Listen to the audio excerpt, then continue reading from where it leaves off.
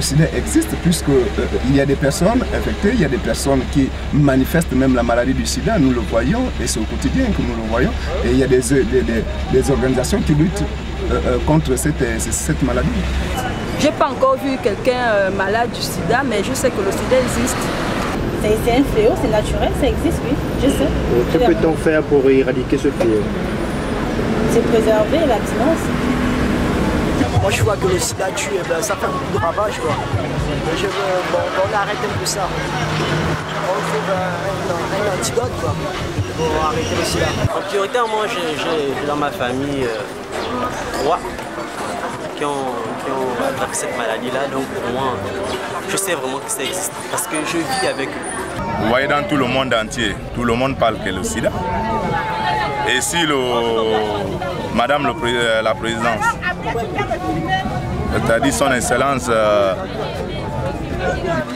Edith Lucie Bongo Odimba, si elle s'est engagée sur ça parce que elle existe. Ce qu'il y a à faire pour l'instant, c'est seulement comme ça passe partout, comme on en parle partout, juste se préserver ou encore l'abstinence et tout, parce qu'à part ça, on ne sait pas ce qu'il faut faire d'autre. On ne peut pas dire aux gens n'est pas avoir des rapports sexuels.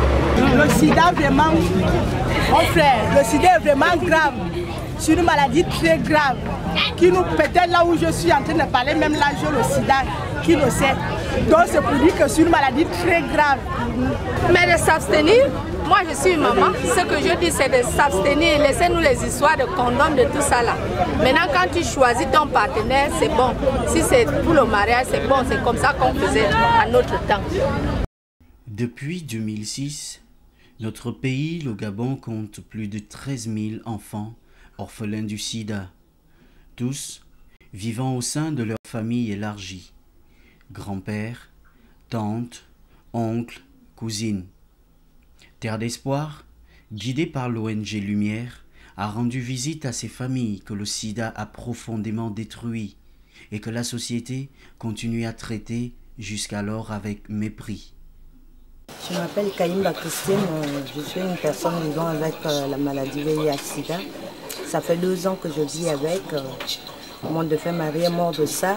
C'est après sa mort que j'ai découvert que j'étais séropositive. Je l'ai pris comme il se doit. La personne qui m'a beaucoup soutenue, c'était Madame Lumière. La première fois qu'elle m'a trouvée à l'hôpital, elle a dit « Ma belle-sœur, tiens fort, accroche-toi. Il faut aller au centre. » Ici, je vis avec mes 5 enfants. Je me débrouille de droite à gauche. J'ai un petit commerce, mais ça ne marche même pas. Ça ne marche pas. Donc je me débrouille pour souvenir aux besoins de mes enfants. La scolarité, c'est dur.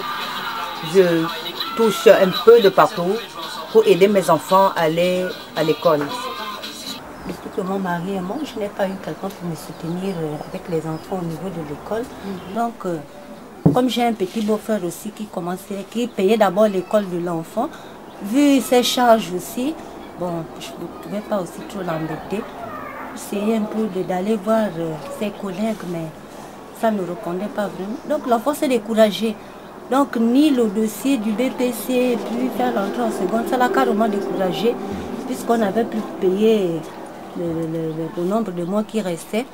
Donc il s'est découragé, il a dit maman, moi je préfère même rester assise parce que je ne vois pas l'utilité d'aller à l'école et faire semblant et puis ce que je vais faire, c'est pas vraiment ça. Donc je préfère, s'il y a les moyens, l'année prochaine, je vais refaire.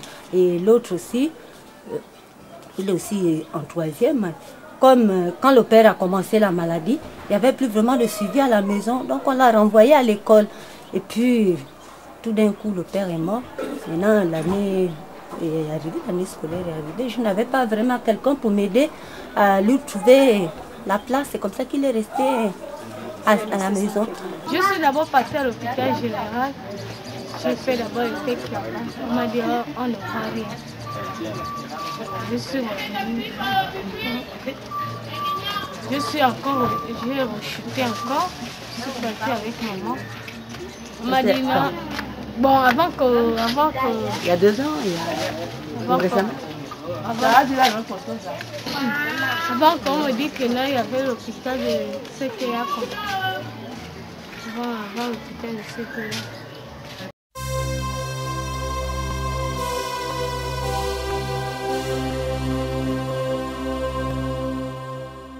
Ma fille a eu cette maladie-là à cause de moi. Sortir la nuit, que maman va manger quoi avec les enfants, avec mes enfants, avec ses enfants. Je dois payer les fournitures, je dois faire comme ça, comme ça. Maman ne peut pas aussi travailler, mais qui va rester avec les enfants? Obligée de me dire que maman reste à la maison, sortir la nuit, à cause de ça qu'elle a eu cette maladie-là. Maintenant, elle est partie, je suis restée encore pire et pire. J'ai dit là, avec les enfants, mes enfants et ses enfants.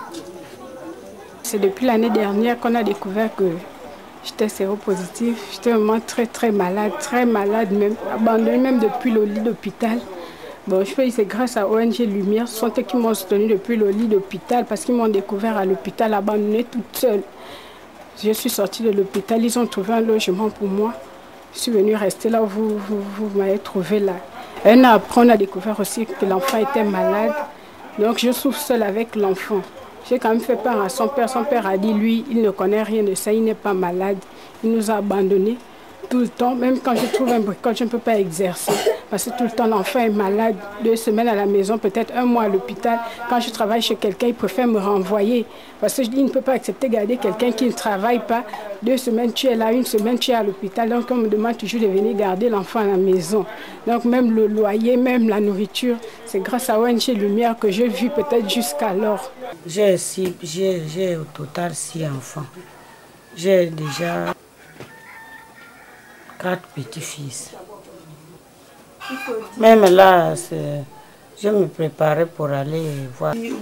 Non, ici, là, c'est la maison de ma grande sœur.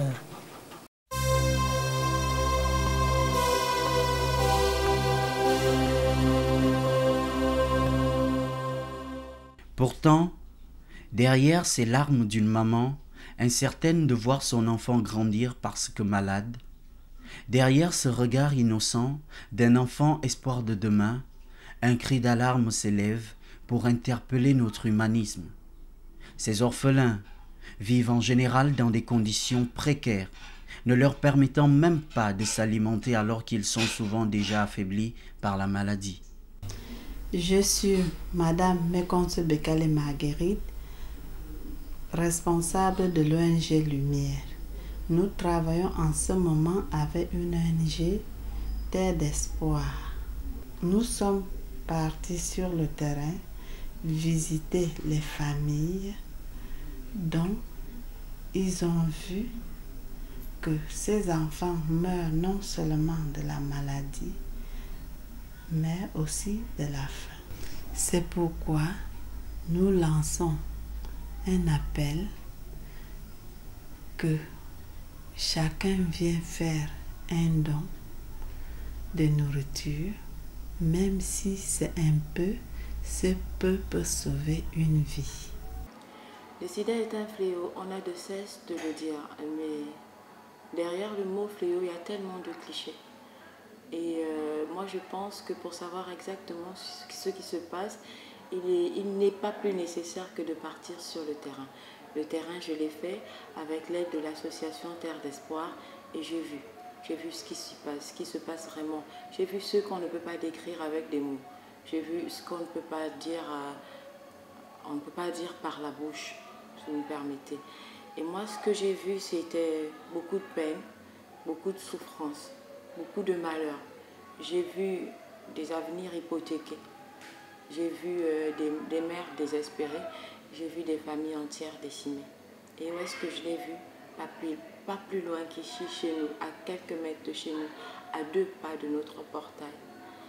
Et je dis qu'il faut faire quelque chose. Parce qu'en chaque enfant se trouve un espoir, nous ne pouvons continuer à les ignorer alors qu'ils sont là, à une porte, juste là, à un portail, à quelques mètres de nous. Terre d'Espoir, c'est vous, c'est nous, c'est moi et c'est toi. Ensemble, soutenons la nutrition des orphelins du sida, car ces orphelins sont aussi nos orphelins. Faisons des dons de produits alimentaires non périssables, même si c'est un peu, ce peu sauvera une vie. Terre d'Espoir, un geste pour la vie. Avec Move, affirmons notre engagement pour les orphelins du sida. Move, no limit.